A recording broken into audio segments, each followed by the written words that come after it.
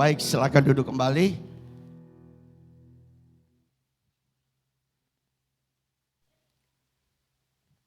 Baik, Bapak Ibu, salam semuanya.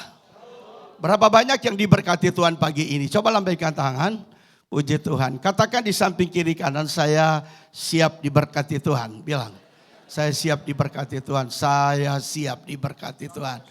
Puji Tuhan, puji Tuhan. Baik, mari kita buka firman Tuhan. Lukas pasal yang ke-14, ayatnya yang pertama sampai dengan ayatnya yang ke-6. Lukas pasal yang ke-14, ayat yang pertama sampai dengan ayat yang ke-6. Saya baca ayat ini buat kita semua.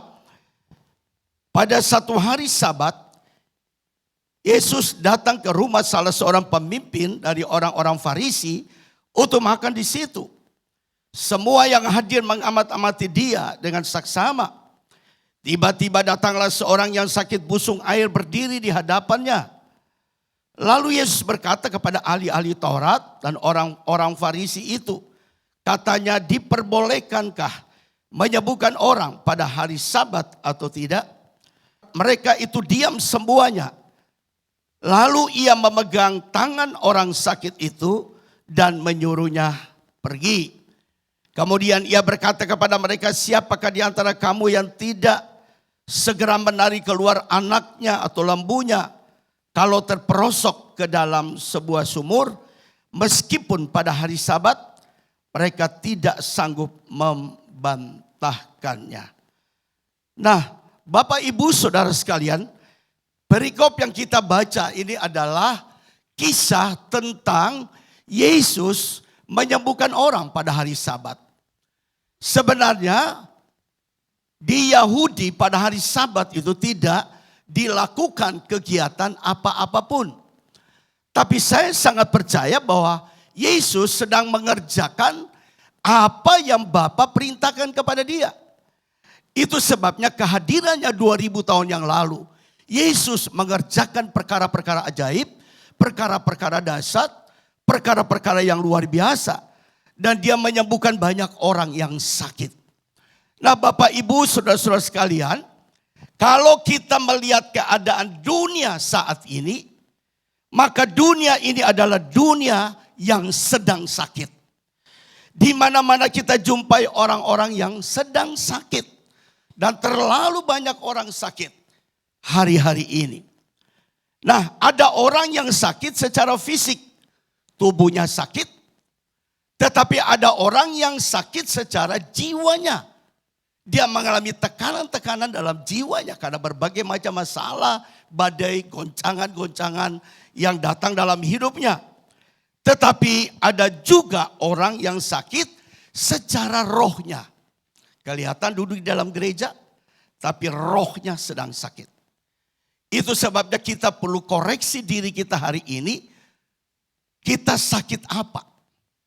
Kalau kita sakit fisik, Alkitab berkata, Yesus penyembuh yang ajaib. Kalau kita sedang bermasalah, masalah rumah tangga, masalah keluarga, Yesus sanggup memulihkan.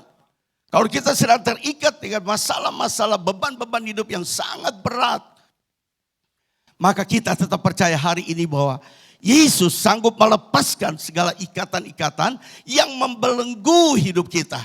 Sehingga kita terbebas untuk menyembah dia dengan benar. Yang percaya katakan amin. Dan Tuhan mau menyembuhkan ketiga hal ini dalam hidup kita. Kalau kita meresponi firman yang kita dengar hari ini. Dengar baik, dunia tidak bisa memiliki dan tidak punya obat yang manjur atau alat kedokteran yang canggih untuk menyembuhkan segala macam sakit penyakit. Dan dunia juga tidak punya dokter yang hebat yang bisa memproklamirkan diri bahwa aku penyembuh. Orang-orang yang sakit-sakit apa saja datang kepadaku dan aku menyembuhkannya. Tidak ada. Dan saya mau katakan hanya ada satu pribadi yang berani berkata bahwa dia mampu dan sanggup menyembuhkan segala sakit penyakit kita. Yaitu Yesus Kristus Tuhan yang kita sembah. Yang percaya katakan amin. Nah, saya melihat dan meneliti banyak orang memiliki uang yang banyak. Dia bisa pergi ke negara-negara tertentu dan dia mengejar dokter-dokter ahli yang hebat. Dia mencari kesembuhan dari sakit penyakit. Tetapi kenyataan hanya mungkin diperpanjang umur saja. Tapi sembuh secara total, apalagi orang yang sedang sakit kanker, ya paling-paling diperpanjang 5 tahun usianya. Dan hari ini saya mau beritahukan kepada saudara, itu sebabnya kita tidak bisa menaruh harapan kepada dokter yang ada di dalam dunia ini. Karena sumber kesembuhan adalah dokter di atas segala dokter, tabib di atas segala tabib. Dan Tuhan yang kita sembah, Dia yang sanggup menyembuhkan sakit penyakit kita sampai hari ini. Dan dengar baik, Alkitab juga memberi contoh kepada kita tentang seorang wanita yang mengalami pendarahan 12 tahun lamanya. Dia udah ke dokter, dia udah ke tabib, dia udah ke mungkin sinse, dia udah pergi ke orang pintar, pergi ke hamba Tuhan mungkin, ya, didoakan, tetapi semuanya akhir tulis tidak ada faedahnya. Uang banyak keluar, tapi dia juga tidak sembuh. Tapi yang aneh ketika dia berjumpa dengan Yesus, dan Alkitab berkata ketika dia menjamah jubah daripada Yesus, seketika itu juga dia menjadi sembuh. Jubah itu bicara apa? Kemuliaan, bicara tentang kuasa, bicara tentang hadirat Tuhan. Dan kalau kita menjamah Tuhan, dan saya percaya Tuhan akan menyembuhkan dan memulihkan keadaan kita. Yang percaya, katakan amin. Nah, saya baca ayat ini buat kita.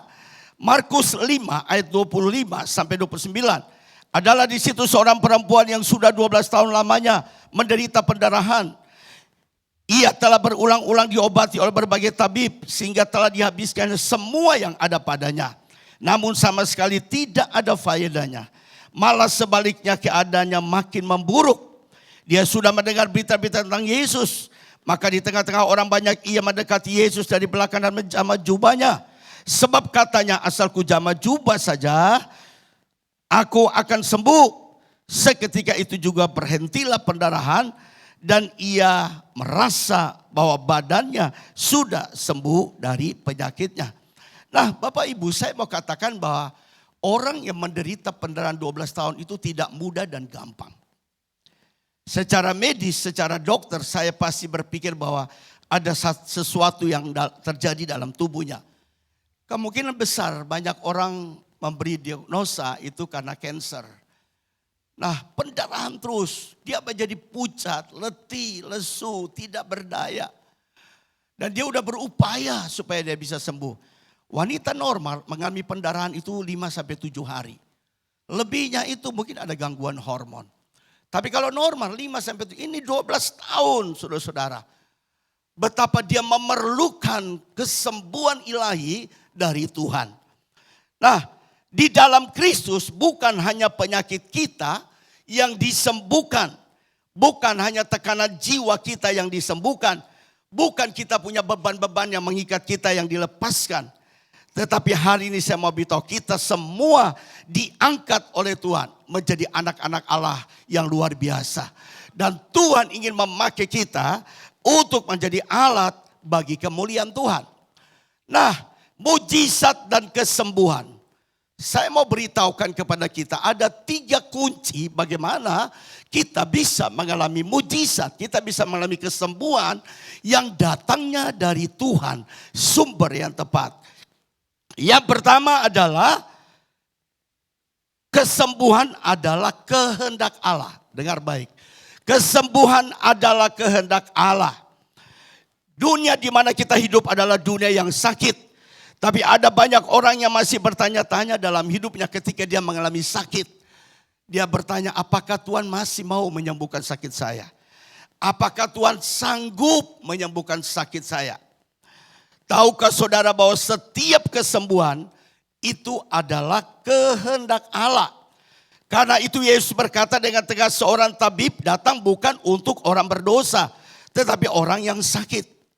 Aku datang bukan untuk orang benar, aku datang untuk orang-orang berdosa. Jadi kesembuhan itu adalah kehendak Allah. Mungkin saudara bertanya, Pak Dedi, kalau kematian kehendak Allah enggak?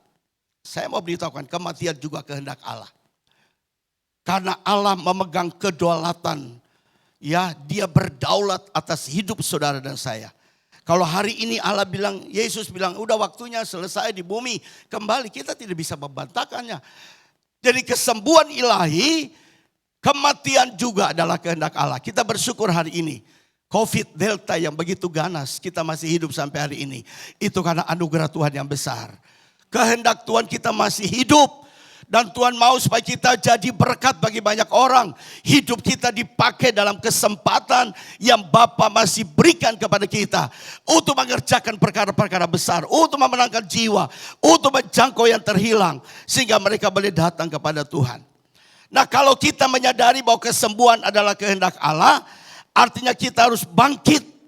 Dan menjadi pemenang-pemenang. Kita harus tetap percaya bahwa Tuhan pasti sanggup menyembuhkan segala penyakit kita secara fisik. Mungkin hari ini kita juga sedang sakit dalam keuangan, Tuhan bisa memulihkan ekonomi kita. Sakit secara mental, jiwa, dan roh kita Tuhan bisa menyembuhkannya. Kesembuhan adalah kehendak Allah, tapi tergantung pada diri kita. Apakah kita mau, apakah kita percaya, apakah kita siap untuk mengalaminya dan menerimanya atau tidak. Sebab setiap orang percaya bahwa Yesus adalah penyembuh, tabib, dokter di atas segala dokter. Maka dengan sakit apapun Tuhan sanggup menyembuhkan. Karena saya percaya Yesus lebih besar dari masalah hidup kita.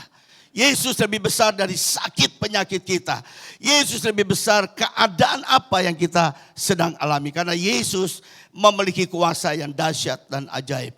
Kesembuhan adalah kehendak Tuhan. Nah, Bapak Ibu Saudara-saudara, pada tahun 2020 itu anak saya, dia dokter juga. Dan pada waktu itu COVID-19 di Jakarta begitu luar biasa. Orang meninggal, rumah sakit full. Teman saya dokter masih muda, dia terkatung-katung di UGD dan akhirnya dia meninggal. Tidak dapat oksigen. Dan saya sedih sekali saudara-saudara. Dan waktu itu anak saya, dia bilang, Papa ke Kupang aja. Karena saya ada rumah di Kupang. Biar aman ya. Karena Papa dan Mama itu ada COVID-19. Bukan COVID-19, ada comorbid. Jadi lebih baik ke sana aja, aman. Jadi saya berupaya dengan kuat tenaga mencari tiket lewat protokol yang ketat. Dan akhirnya tibalah saya di Nusa Tenggara Timur, Kupang. Dan 1 minggu di sana kami dua aman, nyaman. Ya, karena orang bilang kalau NTT itu kan suhunya tinggi sekali, panas. Jadi virus gak akan masuk di sana. Kata gubernur waktu itu saya dengar. Tetapi saudara, tiba-tiba 1 minggu kami ke sana, virus Delta masuk di Kupang. Dan tiba-tiba rumah sakit semua penuh dan orang mati begitu banyak. Dan pada satu ibadah minggu, saya khotbah selesai. Istri saya dia duduk depan, tapi dia lemah. Tidak ada gairah untuk menyembah Tuhan. Dia letih, lesu. Biasanya kalau nyanyi itu dia semangat, dia loncat-loncat. Ini dia dalam keadaan lemah. Habis ibadah saya datang kepada istri saya bilang, Ma kenapa hari ini kau gak semangat? Dan dia bilang, saya lagi demam tinggi Pak. Badan ini rasanya lemah sekali. Dan akhirnya saudara-saudara besok paginya saya panggil petugas laboratorium. Kami ada 5 orang dalam rumah dan 1 pendeta dari Jakarta. Ya, dan periksalah. Ternyata dari 5, 3 positif dan 2 negatif. Dan saya dan penjaga rumah. Dan anak saya yang dokter ini, dia juga jadi positif. Saya tanya sama dia, kok kamu bisa positif juga? Namanya Billy. Dia bilang, saya memang doa. Kalau mama COVID, saya juga harus COVID. Biar saya bisa rawat mama. Jadi akhirnya saudara-saudara saya ambil tas, saya bilang sama mereka, wah saya gak bisa di sini. Nanti kita mati, 5-5 mati semua saudara-saudara. Jadi saya ambil pakaian, saya pergi ke hotel, nginap di Hotel Amaris. 3 malam, tapi saya gelisah juga. Karena keadaan istri saya makin hari makin memburuk. Saturasi sudah 70, ada agak-agak sesak sedikit. Kemudian dia kan ada sakit kencing manis jadi naik sampai 600-an lebih. Kemudian tensi drop. dan lemah sekali, tidak makan apapun. Tapi saya terpaksa harus pergi ke hotel. Tapi 3 hari saya juga gelisah terus, gak bisa tidur, mikir isi saya. Dan akhirnya saudara-saudara, sebelum saya pergi ke toko medikal, saya beli oksigen, saya beli infuset, saya suruh anak saya infus kalau gak mau makan, oksigen pasang. Dan kita 2 rawat, tapi saya kontrol dari hotel. Tapi keadaan makin memburuk. Dan akhirnya saudara-saudara, saya gak tahan, saya juga pulang aja. Temu isi di kamar, saya bilang begini, udah mah, kalau kita mati bareng-bareng lah, gak apa-apa. Padahal itu gak boleh, saya mesti isolasi. Tapi udah tidur aja, tapi saya tidak kena sapu, saya negatif terus sampai hari ini. Dan isi saya udah makin memburuk, saya telepon dokter penyakit dalam teman saya, bisa dapat 1 ruangan untuk isi saya. Dia bilang, oke gak apa-apa kalau istri dokter bolehlah. Jadi dia siapkan 1 ruangan buat isi saya. Saya pulang, saya bujuk isi saya, Ma lebih baik kamu dirawat aja. Dia bilang gak mau, lebih baik saya mati di rumah aja Pak. Kalau saya dirawat papa gak akan lihat, anak-anak gak akan lihat. Dan habis meninggal langsung dibawa dikubur ya. Jadi dia tidak mau biar dia mati di sini aja. Dan akhirnya saudara-saudara kita doa sungguh-sungguh. Saya pesan obat dari Jakarta, antivirus, antibakteri dan berikan minum kepada dia. Tapi puji Tuhan 18 hari setelah dia mengalami keadaan yang sangat buruk sekali. Tuhan nyatakan kuasanya dan dia boleh pulih pelan-pelan dan dia sembuh sampai hari ini. Dan saya percaya mujizat Tuhan masih ada sampai hari ini. Dan saya percaya bahwa semungkin semua kita ada di antara kita pernah mengalami hal yang sama. Dan kita bersyukur kepada Tuhan. Itu karena pekerjaan Tuhan, campur tangan Tuhan sehingga kita masih hidup sampai hari ini. Dan kita masih terus bergairah untuk melayani Tuhan. Karena kita punya Tuhan yang sangat baik. Kesembuhan adalah kehendak Tuhan dalam hidup kita kalau kita percaya kepada Tuhan. Yang kedua, kunci yang kedua kita bisa mengalami mujizat dan kesembuhan adalah kesembuhan itu sesuatu yang pasti. Kesembuhan itu pasti, saudara-saudara. Lukas 1 ayat 37 berkata, sebab bagi Allah tidak ada yang mustahil. Ya. Kita tetap percaya bagi Yesus tidak ada yang mustahil. Dan juga bagi orang yang percaya kepada Tuhan juga tidak ada yang mustahil. Mungkin manusia berkata tidak mungkin. Ya, mungkin dokter juga seringkali berkata kepada kita kalau kita sakit. Dokter berkata, waduh kamu datang udah terlambat. Tidak mungkin kamu bisa disembuhkan. Karena kanker ini udah stadium 4. Nah kadang-kadang itu mengecilkan hati kita dan iman kita. Saya mau katakan kepada saudara, bagi manusia tidak mungkin disembuhkan. Bagi dokter juga tidak mungkin disembuhkan. Tetapi bagi Allah itu mungkin karena Allah yang kita sembah, dia sanggup menyembuhkan penyakit apapun. Kesembuhan adalah sesuatu yang pasti. Alkitab berkata kisah tentang Yairus. Ya, Yairus datang kepada Yesus. Dia bilang, Yesus sembuhkan anak perempuanku. Di dalam Markus pasal yang kelima ayat 22-23. Datanglah seorang kepala rumah ibadah yang bernama Yairus. Ketika ia melihat Yesus, tersungkurlah ia di depan kakinya. Dan memohon dengan sangat kepadanya. Anakku perempuan sedang sakit, hampir mati. Datanglah kiranya dan letakkanlah tanganmu atasnya. Supaya ia selamat dan tetap hidup. Saya mau katakan kepada saudara sekalian. Yairus begitu beriman, dia begitu percaya. Walaupun nanti Yesus tidak datang untuk menumpang tangan atasnya. Tapi lewat imannya, lewat percayanya, Yesus pasti akan menyembuhkan. Karena iman Yairus, maka anaknya disembuhkan oleh Yesus. Kesembuhan dan mujizat terjadi karena iman kita kepada Tuhan. Kunci kesembuhan adalah kita harus percaya dan kita harus beriman sungguh-sungguh. Kalau kita punya iman yang bimbang, ragu-ragu, kita tidak akan mungkin mengalami mujizat dari Tuhan. Kita harus punya iman yang percaya sungguh-sungguh kepada Tuhan. Nah Bapak Ibu, saya mau bersaksi tentang diri saya. Kenapa saya khotbah tentang mujizat? Karena saya ini orang yang mengalami banyak sekali kasih sayang Tuhan. Mujizat dalam hidup saya. 2006 saya serangan jantung koroner. Dan akhirnya Tuhan sembuhkan sampai hari ini. Saya pernah juga mengalami sakit ketika saya sedang khotbah di satu pedalaman. Tiba-tiba makan yang salah, akhirnya saya BAB berdarah. Dan pada waktu saya sedang pergi ke Bangka Belitung, ya di kampungnya Pak Ahok, ada khotbah di sana beberapa kali, gereja Pak Niko di situ. Kemudian saudara-saudara, saya masih BAB terus berdarah. Anak saya dia panggil dokter penyakit dalam di hotel, periksa. Ternyata HB saya tinggal 7, saudara. Berarti saya sudah mulai pendarahan itu pada waktu saya di Soe itu, ya. Saya anggap biasa aja, mungkin salah makan lah. Makanan kurang bersih, jadi diare, ada bercampur darah. Dan kemudian saudara akhirnya juga sama. Saya tidak khotbah, kemudian saya pulang ke Jakarta. Dan saya endoskopi, dan saya periksa ternyata ada luka di lambung saya. Dan saya bersyukur luka itu yang membuat pendarahan. Dan Bapak Ibu, Tuhan tolong saya, kasih kesempatan saya lagi yang kedua kali. Karena walaupun saya ada dalam bayang-bayang maut sekalipun ya. Kalau saya masih bertahan terus di Bangka, berarti saya akan mati lemas karena HB-nya makin menurun. Karena HB normal itu kan 12 sampai 16 kalau seorang laki-laki. Sedangkan saya udah tinggal 7. Dan pada waktu itu diperiksa lagi, HB turun lagi. Tapi dengan cepat dokter menangani saya di transfusi. Dan dia berkata ini, saya tadi awalnya curiga bahwa ini pendarahan mungkin karena jantung saya kembali kambuh lagi. Tapi ternyata dokter bilang bukan jantung, tapi ini memang ada luka. Dan saya disembuhkan Tuhan untuk kedua kali. Jadi saya mengalami kesembuhan second life yang Tuhan berikan saya hari ini. Dan hari ini saya lebih sungguh-sungguh pergi kemana-mana untuk memberitakan ini dan menyampaikan bahwa Tuhan yang kita sembah adalah Tuhan yang baik.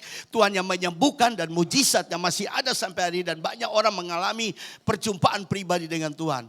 Itu sebabnya saya tidak suka ngambil pengalaman orang dan bersaksi dalam khotbah-khotbah saya. Saya mengalami sendiri dan Tuhan izinkan saya mengalami sendiri. Pertolongan Tuhan, kasih Tuhan, anugerah Allah yang besar dalam hidup saya. Itu yang saya sampaikan kepada saudara hari ini. Yang ketiga, saudara mau dengar yang ketiga ini dasar. 2020 saudara-saudara, saya tidak ngomong sama semua hamba-hamba Tuhan saya baru begitu banyak. 2020 saya diundang khotbah di Bandung. Dan sampai di sana hari Sabtu. Kemudian makan siang, habis makan siang isi dan anak saya laki-laki pergi kunjungi keluarganya karena saya dari Bandung. Kemudian saya dan anak perempuan kita pergi nginap di Hotel Aston. Karena memang diundang untuk khotbah, jadi saya ada fasilitas nginap di sana. Dan saudara-saudara, pada waktu saya lagi duduk, ya, saya sehat, kuat, tekanan darah bagus, udah siap khotbah 3 kali, ya, pokoknya saya oke-oke lah. Pada waktu saya lagi duduk di meja, tiba-tiba saudara-saudara, tangan kiri saya dan tangan kaki kiri saya kram tiba-tiba dan lumpuh secara total. Saya tidak bisa bangun berdiri lagi, udah nggak bisa jalan. Dan secara medis sebagai seorang dokter saya bilang, wah saya dapat serangan stroke ringan. Mulut saya tidak menyong, tetapi saya mengalami stroke saudara-saudara. Kemudian saya telepon lagi kepada pendeta, saya nggak jadi khotbah, minta maaf. Next lagi saya nanti akan isi. Saya kembali ke Bekasi, kemudian nginap, rawat di rumah sakit Mitra Keluarga Bekasi selama 1 minggu penuh. Dokter penyakit jantung, dokter penyakit saraf, dokter penyakit dalam, penyakit saraf. Dia izinkan untuk scanning kepala saya, otak saya. Ternyata saudara-saudara Tuhan itu ajaib dan luar biasa. Jadi ada gumpalan darah yang ingin menyumbat otak saya. Tetapi bagaimana dalam hati scan itu pembuluh darah, gumpalan darah itu dia lolos begitu saja. Kalau dia hanya tetap ada di kepala saya, berarti saya akan stroke dengan pendarahan. Dan saya akan lumpuh secara total. Tetapi saudara-saudara, dia lolos terus dan akhirnya di CT scan hanya ada pembengkakan di dalam pembuluh darah yang gumpalan itu mencoba untuk menyumbat di sana. Dan saya yakin ini semua karena anugerah Tuhan, karena pertolongan Tuhan. Dan kemudian saudara, saya dirawat selama 1 minggu. Tidak ada perubahan, tetap fisioterapi, tidak ada perubahan.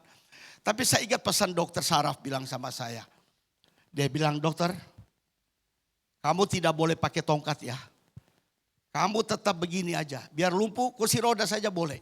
Jadi beli kursi roda dan saya pulang dengan kursi roda di rumah. Selama 30 hari saya di atas kursi roda. Saya nggak bisa buat apa-apa, mandi nggak bisa, makan nggak bisa, kencing juga nggak bisa, khotbah nggak bisa, pegang mic, saya mencoba pegang mic jatuh aja.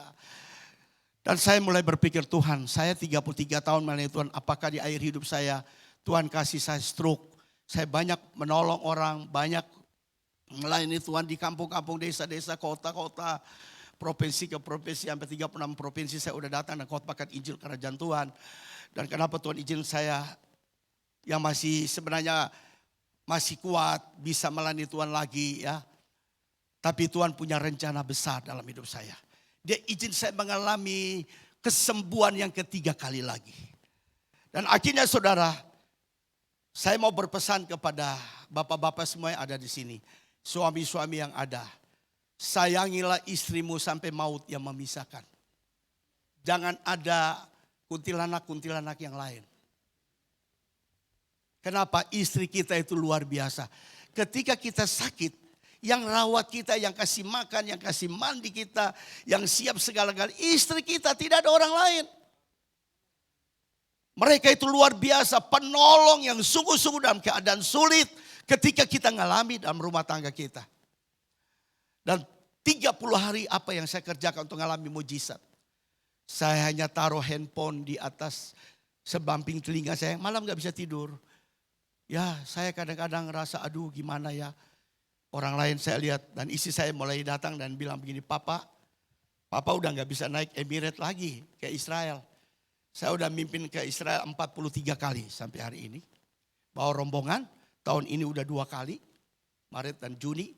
Papa udah gak bisa naik handphone, memang lumpuh, gak bisa, jalan juga gak bisa. Di kursi roda, mana bisa. Papa udah gak bisa terbang-terbang lagi, traveling, untuk pelayanan di mana-mana udah gak bisa lagi. Saya bilang ya udah gak apa-apa, ini rencana Tuhan. Dan saya mulai berdiam diri, mencari wajah Tuhan, mengalami perjumpaan lagi dengan Tuhan, keintiman dengan Tuhan, pujian, penyembahan, doa. Saya naikkan kepada Tuhan dan saya percaya ada kuasa pujian dan penyembahan yang bisa menyembuhkan sakit penyakit kita. Karena dalam nama Yesus, nama yang penuh kuasa. Dan saya dengar lagu-lagu yang selalu membuat saya tiap pagi saya bangun. Kuasa-Mu terlebih besar. Dan ketika saya putar lagu saya nyanyi, saya nangis sama Tuhan. Tuhan tolong sembuhkan. Saya butuh belas kasihan-Mu Tuhan. Tolong sekali lagi kasih kesempatan saya untuk hidup. Saya mau berbuat lebih banyak lagi 2020 itu. Pada hari yang ke-30 istri saya masuk bawa makanan. Saya bilang Mama pokoknya saya harus sembuh. Ini saya minta sama Tuhan. Tuhan pasti sembuhkan saya. 1 bulan persis. Saya turun dari tempat tidur. Kemudian saya bilang kursi roda. Ditinggalkan Papa gak mau pakai kursi roda. Saya mulai jalan pelan-pelan. Dan saudara hari ini saya sembuh secara total. Saya bisa lari kembali dengan baik. Saya bisa lari lagi dan pergi. Dan saya percaya yang menyembuhkan saya Yesus. Tidak ada yang lain. Bukan dokter.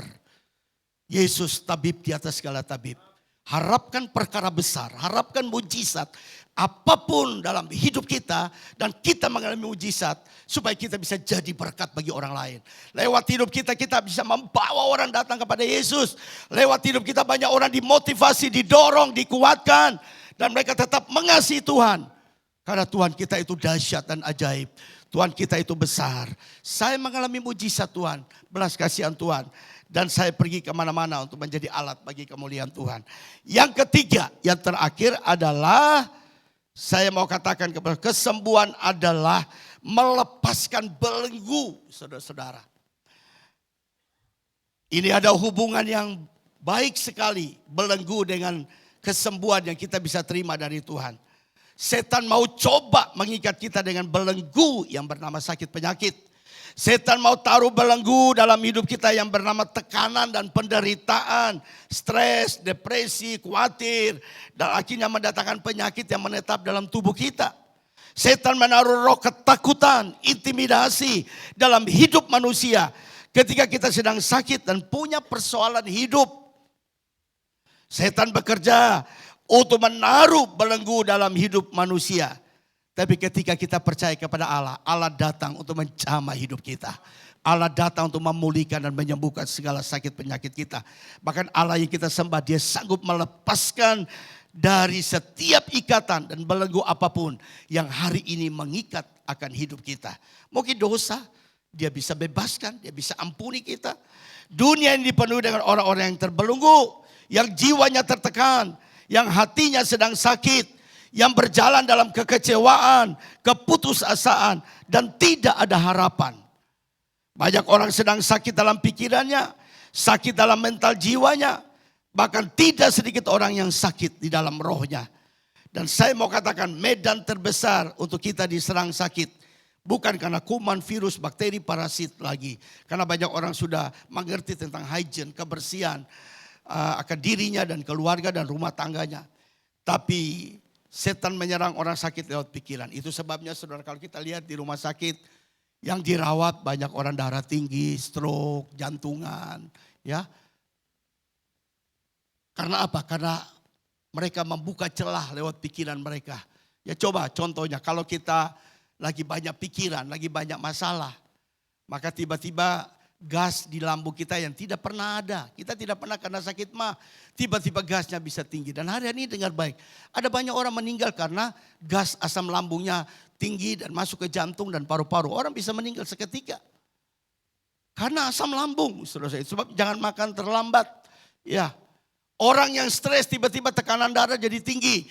Orang yang stres tiba-tiba gula darah yang normal jadi tinggi.